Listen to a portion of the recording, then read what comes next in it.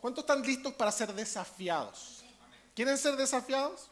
A veces no nos gusta ser desafiados porque a veces es más fácil quedarnos en nuestra comodidad, quedarnos, ¿no es cierto?, en nuestra zona de confort. Pero yo hoy día quiero que seamos desafiados.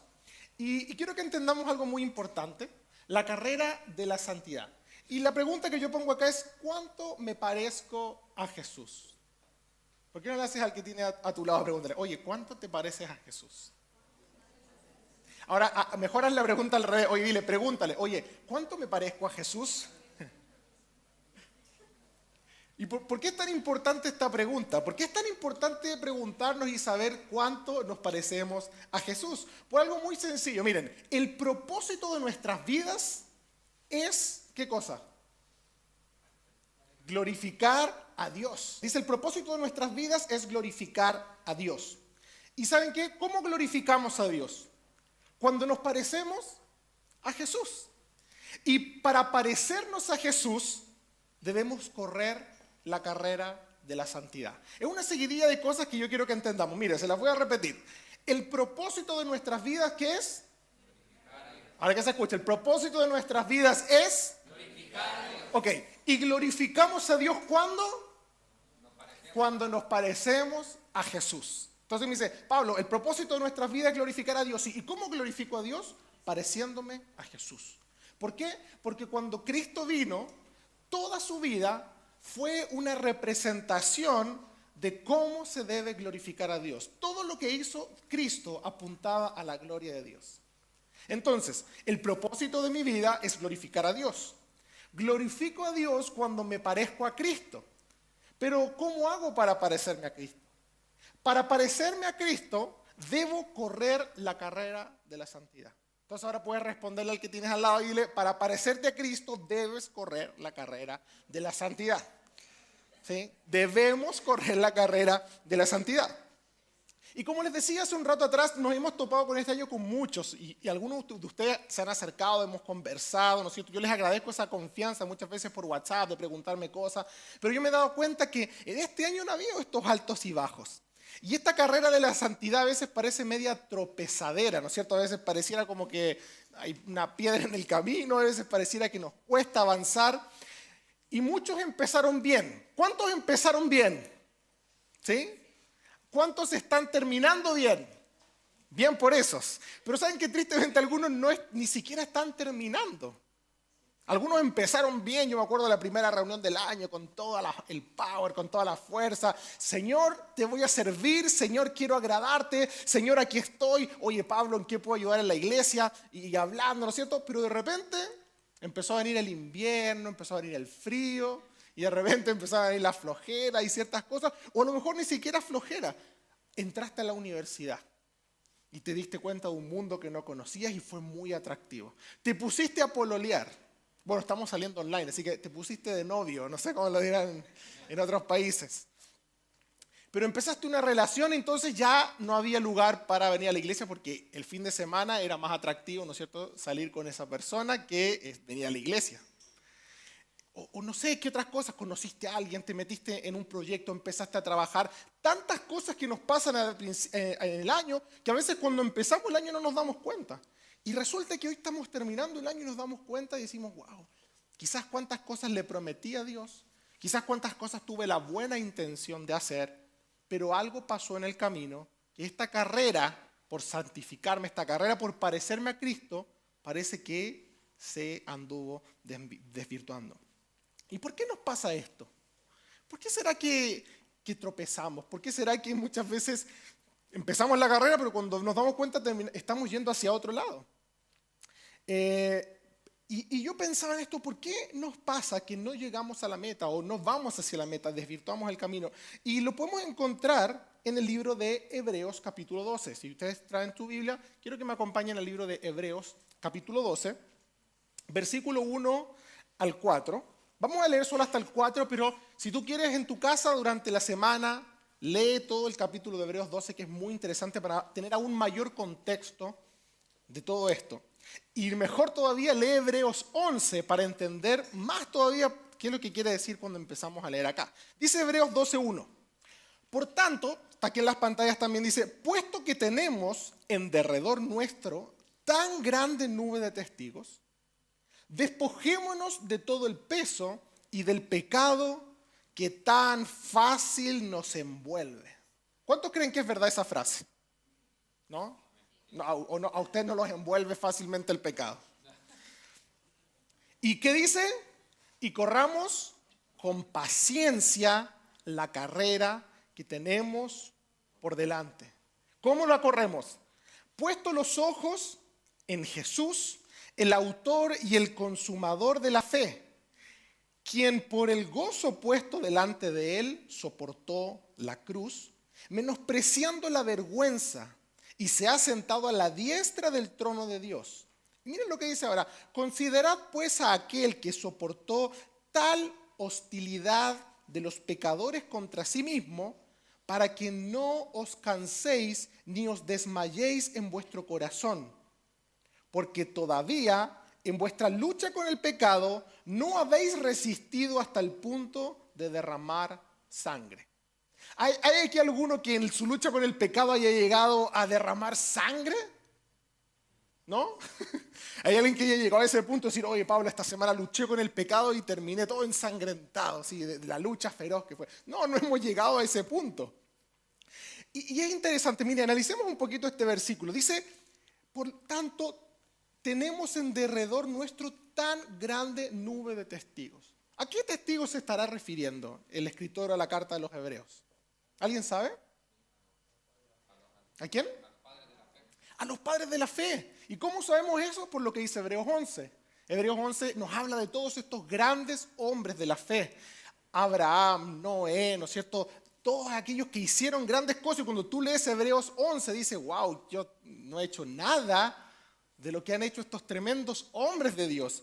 Pero el escritor nos lleva ahora a considerar algo bien interesante. Dice, teniendo todos estos testigos que hicieron grandes cosas, ahora nuestra misión es como seguirles el paso, seguirles la huella. Es decir, si ellos hicieron grandes cosas, si ellos tuvieron fe, dice que en Hebreos 11 que ellos apagaron fuegos impetuosos, cerraron bocas de leones, hicieron tantas proezas. Ahora lo que nos corresponde a nosotros, dice, teniendo todos estos testigos que ahora están en el cielo, mirando cómo seguimos nosotros la carrera, nuestra misión es despojarnos del pecado y del peso que nos asedia. Ni siquiera nos está pidiendo que hagamos las mismas cosas que hicieron ellos. Nos dice, como ellos hicieron tantas cosas, ahora vuestra responsabilidad es por lo menos vivir una vida consecuente que sea digno de todas las proezas que Dios ha hecho a través de sus siervos durante la historia. Y nos pide algo muy especial: despojémonos del pecado. Eso tiene una directa relación con nosotros, despojarnos del pecado y del peso, dice, y del pecado que tan fácil nos envuelve. Es fácil envolvernos en el pecado. Qué fácil es. Dijiste, voy a hacerlo bien esta semana y algo pasó y fue tan fácil que cayeras en pecado. Pero ¿qué es lo que dice? Corramos con paciencia la carrera que tenemos por delante. Y acá está la clave. Puesto los ojos en Jesús. ¿Por qué nos desviamos del camino? Porque sacamos los ojos de Jesús. Entonces, esto nos responde un poco. Dijiste a principio de año, no, si este año sí. Este año quiero servir a Dios. Este año quiero estar muy motivado en la iglesia. Este año quiero vivir una vida cristiana. De hecho, algunos dicen, ¿no es cierto?, este año me leo la Biblia completa. Resulta que llegó el 3 de enero y hasta ahí llegó, ¿no es cierto?, Pero ¿por qué nos pasa eso? Porque sacamos la mirada de Jesús. Acá dice, la carrera se corre con los ojos puestos en Jesús. Y cuando corremos la carrera y vamos, ¿no es cierto?, con los ojos puestos en Jesús, queriendo correr la carrera, pero de repente aparece algo allá que llama nuestra atención y uno que dice, oh, mira, se ve interesante esto. Y ahí es donde yo les digo, ¿no es cierto?, aparece la novia, el novio, aparece el trabajo, ¿cierto?, que son es que es buena plata la que me pagan. Aparece, ¿cierto?, todas estas distracciones que nos quitan la mirada de Jesús. Entonces, ¿qué es lo que pasa? Nos desviamos. Mira, anoté esta frase que estuve pensando hoy día y la encontré tan interesante. Siento que fue algo que que resultó de estar preparando esta prédica, dice: la vida cristiana es una carrera que se corre con los ojos puestos en la meta, y esta meta es ser como Jesús. Ahora dice, si estás corriendo, pero no te estás pareciendo a Jesús cada día, lo más probable es que estés corriendo para llegar a otra meta. Si estás corriendo y tú me dices: Pablo, sé que yo he corrido todo el año, me he esforzado, pero resulta que no me estoy pareciendo tanto a Jesús. Entonces estás corriendo persiguiendo otra meta. Estás tratando de ser una mejor persona a lo mejor. Estás tratando de que te vaya bien en tu trabajo, estás tratando de tener una buena relación con tu familia, estás tratando de formar una familia. Estamos corriendo tras tantas metas, pero no estamos corriendo tras parecernos a Jesús. Entonces nos desgastamos, nos cansamos. Y tú me dices: Pablo, de verdad que corrí, pero no me parezco más a Jesús. Después de un año siento que a lo mejor no he avanzado tanto porque no pusiste tus ojos en la verdadera meta. Te desviaste de la meta. Entonces la vida cristiana, te lo repito, es una carrera que se corre con los ojos puestos en la meta. Y esa meta es parecernos cada día más a Jesús.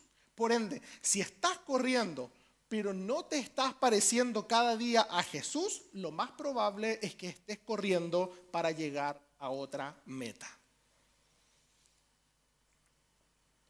Pregúntate, ¿tras qué motivaciones se corrió este año?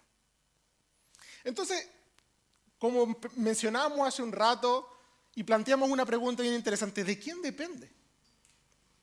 ¿De quién depende que yo corra esta meta? O sea, corra tras esta meta. ¿Depende de una motivación personal? ¿Depende de un esfuerzo propio de todos los días luchar por eso? ¿O depende de que Dios haga algo en mí? ¿Quién cree alguna opinión? ¿Quién cree que depende de nosotros? Levante la mano. ¿Quién cree que depende de nosotros? ¿Quién cree que depende de Dios? Y los demás no creen nada. De las dos, dicen. Miren, vamos a tratar de explicar esto de manera fácil y rápida. ¿Cuántos de acá están convencidos y seguros de que son salvos? Chuta, pocos. Está ahí. Somos salvos y la salvación es un regalo. Tú no hiciste nada para merecerla, es un regalo. Porque es un regalo, como dice la palabra, por el puro afecto de la voluntad de Dios. Dios, Él por su soberana voluntad nos hizo renacer y nos dio vida eterna. Un regalo, no lo merecíamos. ¡Qué tremendo! Entonces podemos decir que la salvación no es por obras. Yo no hago nada para que Dios me salve, sino que Dios me salva. Pero una vez que Dios me salva, que yo tengo esa convicción, las obras son la consecuencia natural de nuestra salvación. ¿Qué significa esto? Que si yo digo que soy salvo, pero no se nota, entonces a lo mejor no he sido realmente salvo. Porque no hago nada para que Dios me salve, pero cuando Dios me salva, hago cosas que demuestran que he sido salvo. Entonces, concluimos que no tengo que hacer nada para ser salvo, pero una vez que soy salvo, tengo que hacer cosas que demuestren que soy salvo. Y aquí hay dos posturas bien interesantes que me gustaría que comentáramos. Y una es una corriente que se llamaba el quietismo. Y el quietismo es un movimiento místico que surgió, ¿no es cierto?, en el siglo XVIII. Y este movimiento lo que pretendía impulsar era que la vida espiritual era una vida pasiva. El quietismo decía que la vida espiritual era una vida pasiva, mística, y lo que ensalzaba eran las virtudes de una vida contemplativa.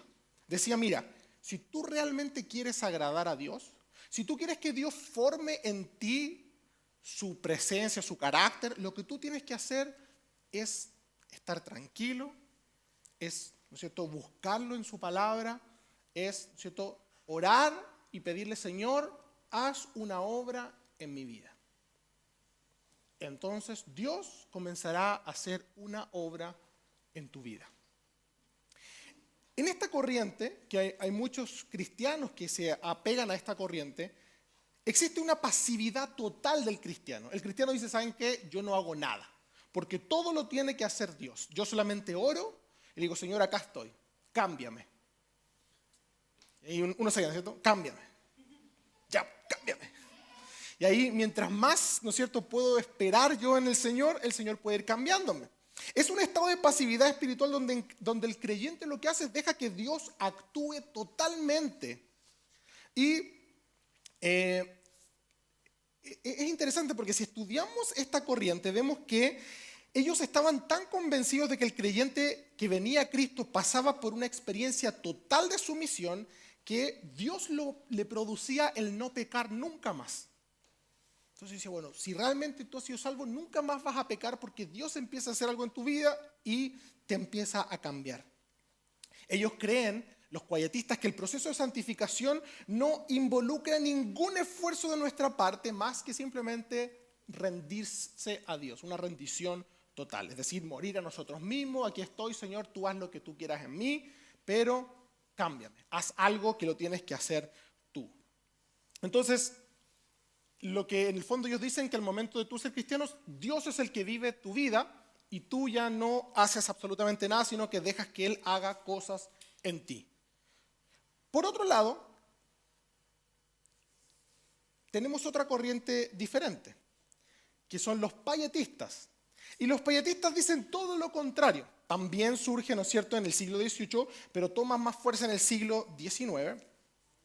Y ellos dicen totalmente lo contrario. Dicen los pietistas que el esfuerzo diligente hacia la piedad, ¿cierto?, es lo más importante, donde todo pasa por mi esfuerzo y mi trabajo. Entonces ellos dicen, mira, tú aceptaste a Cristo en tu corazón, eres salvo, ahora te toca esforzarte. No le vengas a pedir ayuda a Dios porque Dios ya te salvó. Ahora te toca a ti. Esfuérzate, esfuérzate, esfuérzate, esfuérzate. Y si, ¿no es cierto?, fracasas es porque no te estás esforzando lo suficiente. Tienes que intentarlo más fuerte. Y este movimiento tiene cualidades interesantes, al igual que el anterior. Pero si nos ponemos a analizarlo, ninguno de los dos son lo suficientemente convincentes como para resolver ciertas preguntas. Por ejemplo, en los primeros, en los quietistas, donde dicen no, todo lo hace Dios. Pregunta muy importante, si yo peco, ¿de quién es la culpa? Si yo creo, ¿no es cierto?, si yo soy quietista, ¿cierto?, donde yo creo, ¿no es cierto?, que mi proceso de santificación depende de Dios y Él, Señor, aquí estoy, cámbiame. Y estoy esperando que Dios haga una obra en mi vida. Si yo peco, ¿de quién es la culpa? De Dios. ¿Y Dios puede hacer pecar a alguien? Entonces ya encontramos una cosa que no calza tanto dentro de este movimiento, porque ¿cómo es posible que Dios me haga pecar? Entonces yo no debería pecar, pero es que resulta que todos pecamos. No hay nadie que pueda decir, mira, desde que yo vine a Cristo no pequé nunca más. Entonces, si yo estoy rendido completamente a Dios, yo le dije, Señor, aquí está mi vida, cámbiame, y resulta que Dios no me ha cambiado y yo sigo pecando, Dios tiene la culpa. Y no puede ser así, ¿verdad? Entonces, ellos se excusan y dicen, bueno, lo que pasa es que cuando tú pecas, lo que tú hiciste es sacar tu vida del altar. Es como que volviste a quitarle tu vida a Dios y ahora quisiste volver a vivir tu vida por tu propia cuenta. Lo que es medio extraño. Ahora, por otro lado, los pietistas, los que creen que sí, ellos tienen que hacer todo el esfuerzo, también tienen un tremendo problema, porque si tú lo haces todo, te esfuerzas, te esfuerzas, te esfuerzas, te esfuerzas, ¿y qué pasa cuando pecas? ¿A dónde vas? Tú pecas y no tienes a quién recurrir para salvación porque depende de ti. ¿Quién te va a animar? ¿Quién te va a restaurar? ¿A dónde vas si Dios dice, no, ahora depende de ti, yo ya te salvé, esfuérzate? Y si tú pecas, quedas a tu suerte. Y por el contrario, si yo lo hago todo por mi esfuerzo y no peco, ¿de quién es la gloria? Mía, porque yo me esforcé, porque yo lo logré, ¿no es cierto? Hoy este año me esforcé y lo logré y finalmente, gloria a Pablo, porque Pablo, ¿no es cierto?, superó su pecado.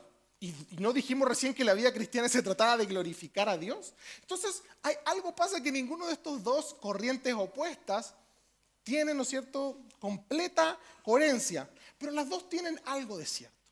Y lo podemos ver reflejado en el libro de Filipenses capítulo 2. Miren, veamos conmigo dos versículos, Filipenses 2, 12 y 13. Porque lo que tenemos que entender es que la vida cristiana se trata, y repitan conmigo esta palabra, balance. no se trata ni de irse a un lado ni de irse al otro lado.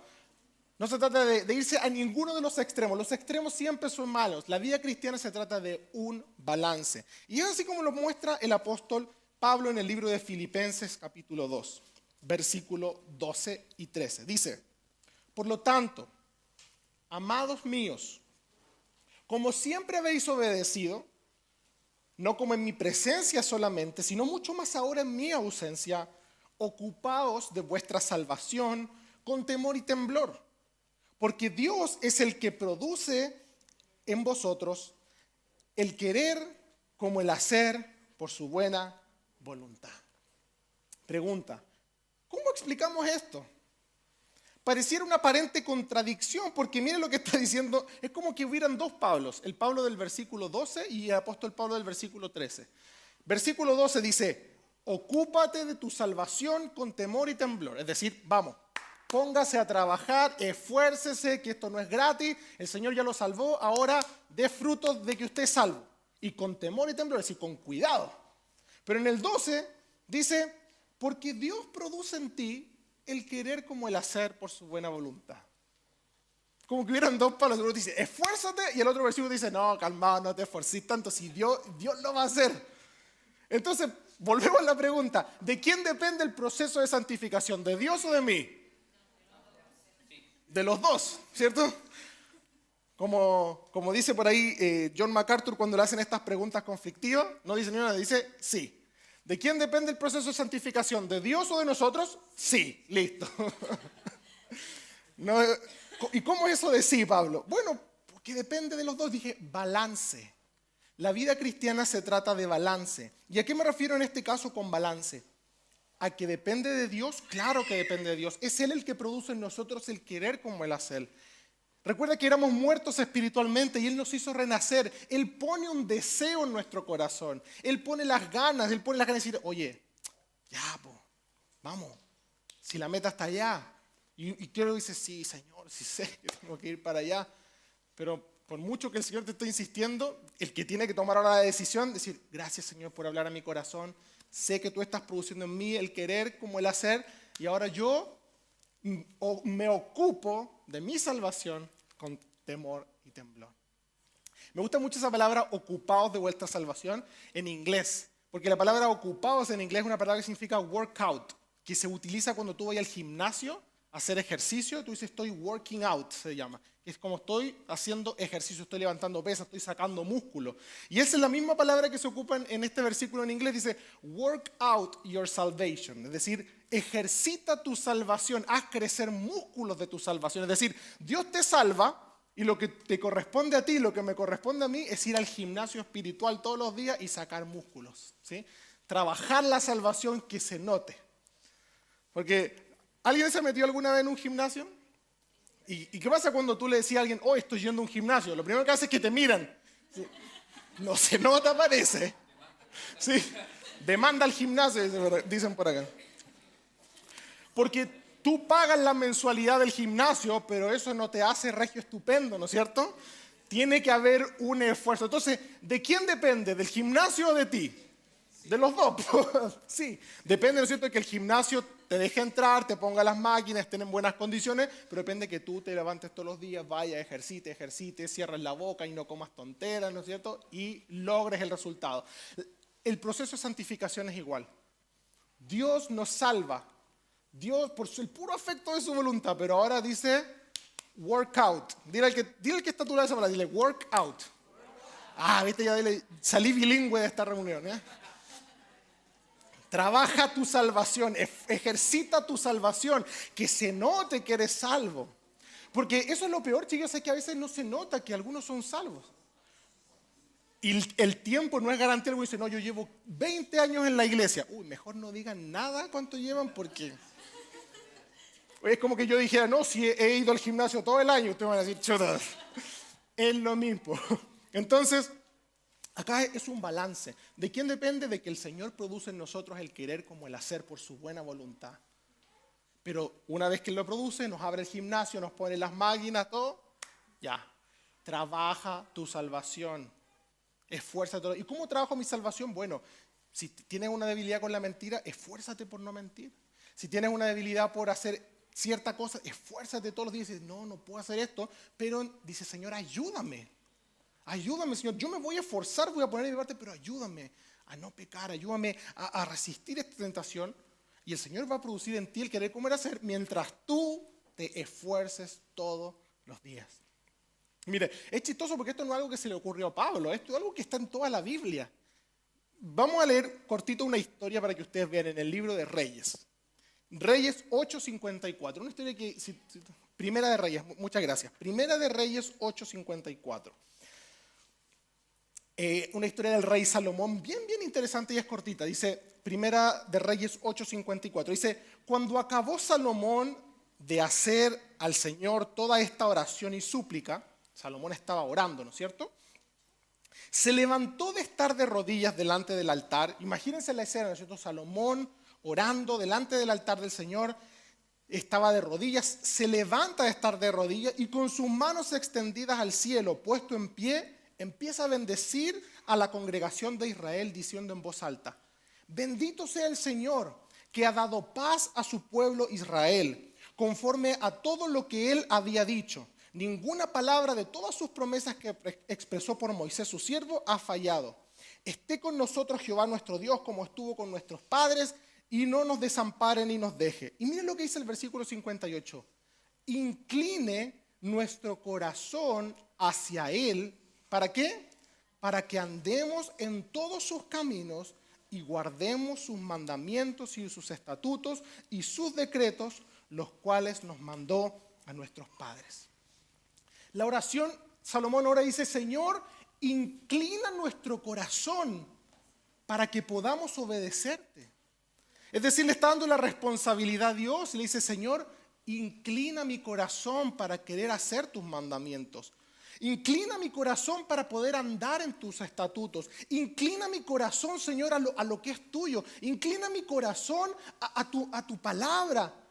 Porque, ¿se acuerdan que aprendimos que el corazón es perverso? Entonces Salomón dice, bueno, como sé cómo es mi corazón, le dice, Señor, inclina mi corazón. Y ora por el pueblo y dice, Señor, inclina el corazón de tu pueblo. Es como diciéndole, Señor, haz algo tú para que nosotros podamos obedecerte, porque si tú no haces algo en nosotros, no va a pasar nada. Pero miren lo que dice el versículo siguiente, el 59 y el 60, dice, y estas mis palabras con las que he orado delante de Jehová estén cerca del Señor nuestro Dios de día y de noche, para que Él proteja la causa de su siervo y de su pueblo Israel, cada cosa en su tiempo, a fin de que todos los pueblos de la tierra sepan que el Señor es Dios y que no hay otro. Versículo 61 le dice al pueblo, sea pues perfecto vuestro corazón para con el Señor nuestro Dios, andando en sus estatutos y guardando sus mandamientos como en el día de hoy.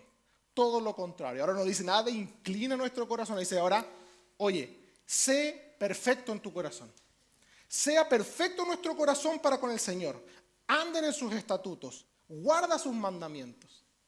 Pero espérate, si hace 5 minutos oraste para que el Señor inclinara mi corazón y Él me hiciera cumplir tus mandamientos y ahora me dice que yo los tengo que cumplir. ¿Se dan cuenta? Porque eso trata la vida cristiana, balance. Señor, inclina mi corazón para poder, pero ahora depende de ti cumplir sus mandamientos. Yo no le puedo echar la culpa al Señor y decirle, Señor, pequé porque tú no inclinaste mi corazón hacia ti. Señor, nuestra oración es, Señor, inclina mi corazón para que yo pueda obedecerte, para que yo pueda guardar tus mandamientos. Pero una vez que oro eso, me paro y ahora nos tenemos que decir nosotros mismos, tengo que obedecer a Dios, es un mandamiento. Tengo que esforzarme por vivir en rectitud. Entonces, estamos terminando un año y en pocos días más comenzando uno nuevo. Y todos nosotros vamos a hacer las típicas resoluciones de año nuevo. Señor, este año quiero hacer esto, Dios permíteme hacer esto. Y muchos de nosotros nos vamos a poner metas espirituales. Servir a Dios, servir en un ministerio, estudiar la palabra, tantas cosas. Pero, chicos, yo quiero animarte a que entiendas que es un trabajo doble. Es una parte que hace el Señor y que tu responsabilidad es pedirle y decirle, Señor, inclina mi corazón. Porque mi corazón es perverso, mi corazón no te quiere obedecer. Inclina mi corazón a tus mandamientos.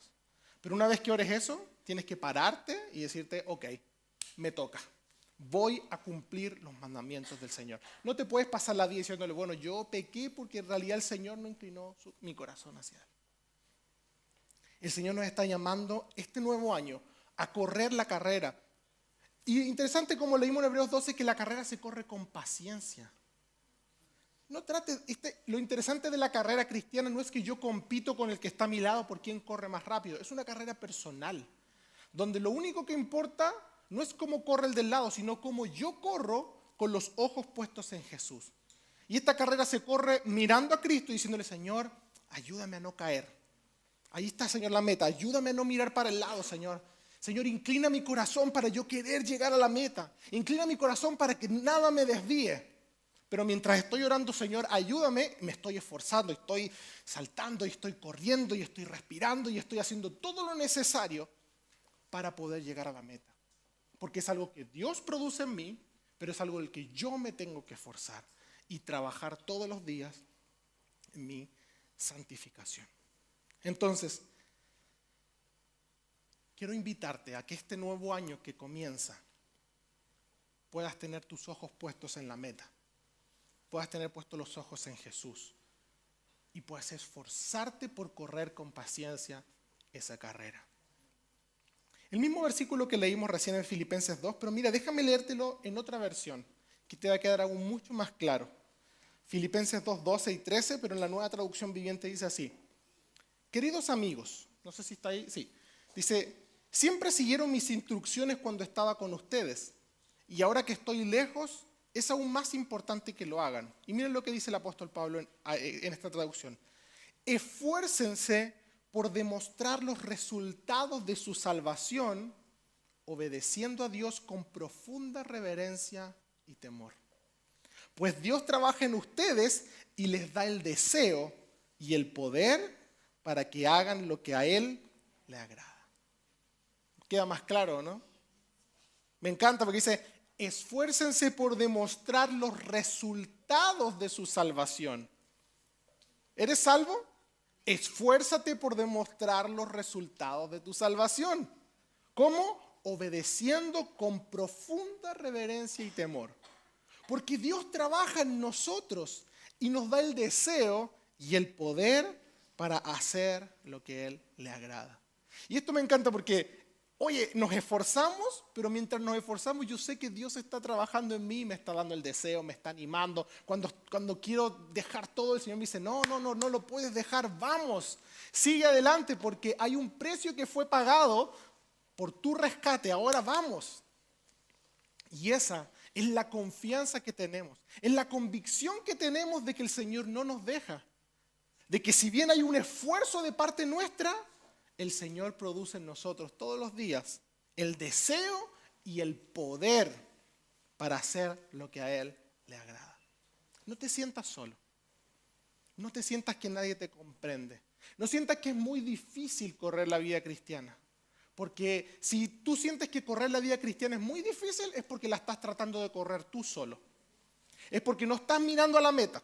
Es porque estás tratando de esforzarte en tus propias fuerzas. Entonces cuando falles, vas a sentirte desolado porque lo hiciste solo. Y cuando tengas éxito, vas a sentirte bien contigo mismo porque tú lo lograste. Pero no se trata de eso.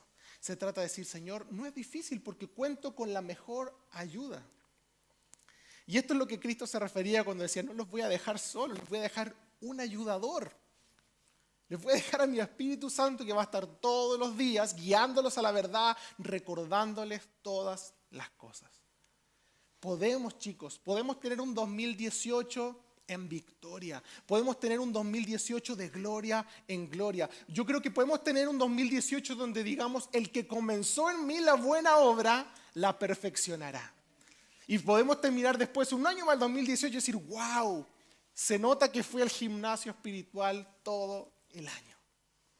Se nota porque he trabajado mi salvación y se pueden ver los frutos.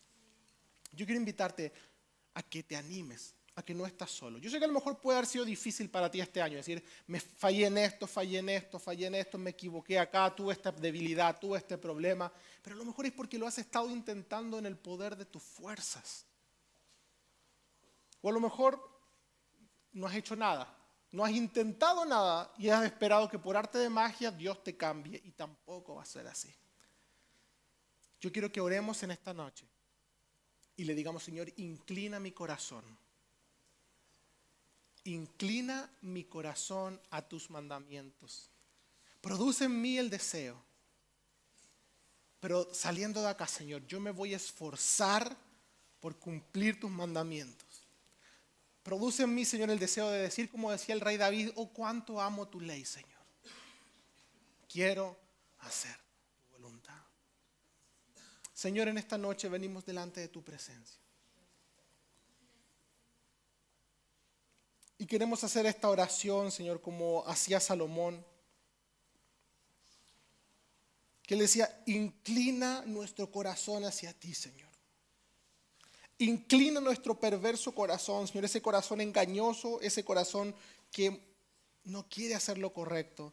Inclínalo hacia ti, Señor, para que andemos en tus caminos, para que guardemos tus mandamientos y tus estatutos, para que podamos hacer lo que a ti te agrada, Señor. Inclina nuestro corazón a ti, Señor. Pero ayúdanos, Señor, y danos la fuerza y el poder, Señor,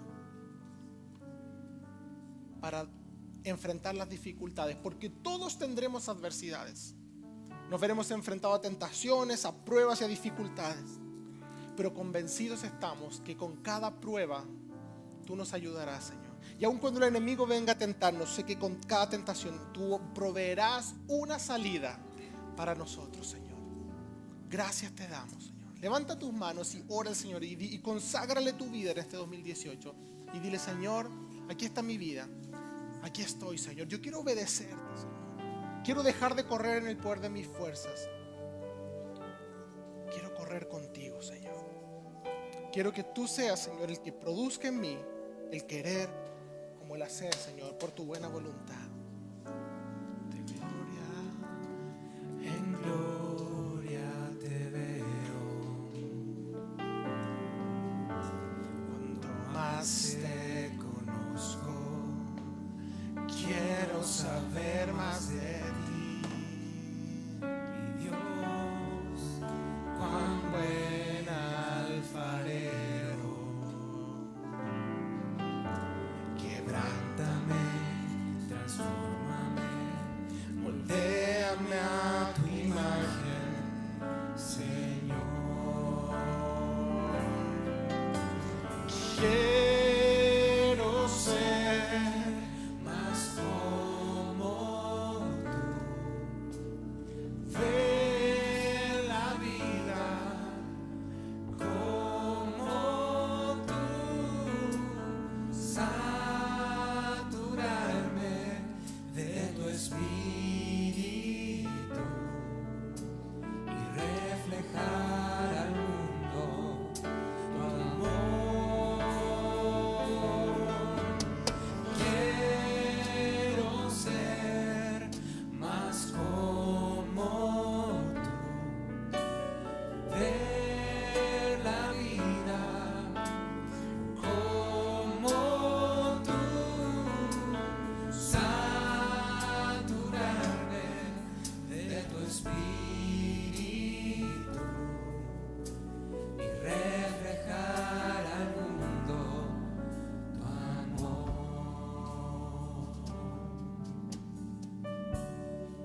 Pongámonos de pie y cantemos esto todos juntos. De gloria en gloria te veo.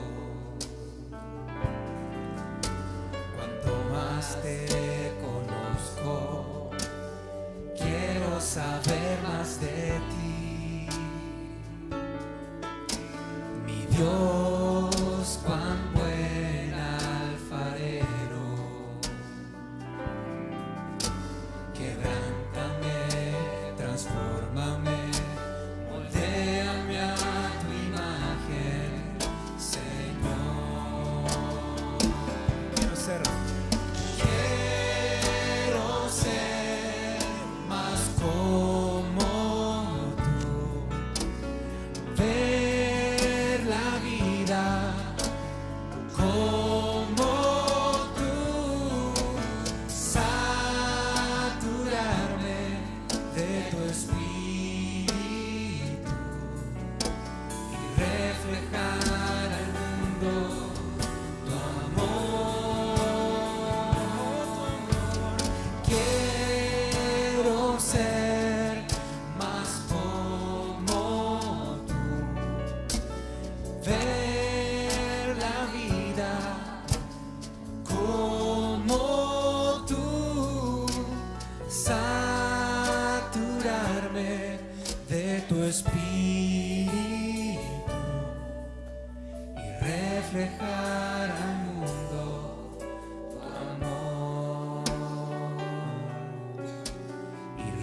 reflejar